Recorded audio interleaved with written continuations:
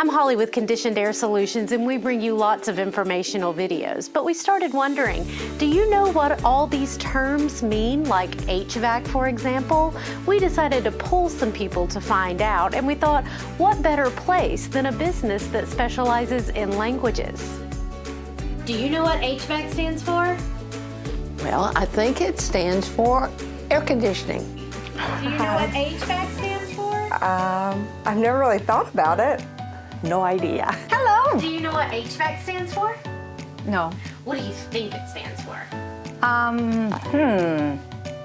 High vent air conditioning. What do you think it stands for?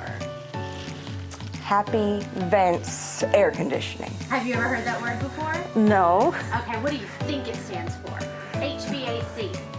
HVAC, something technical? Pretty close. Okay, something with video, maybe?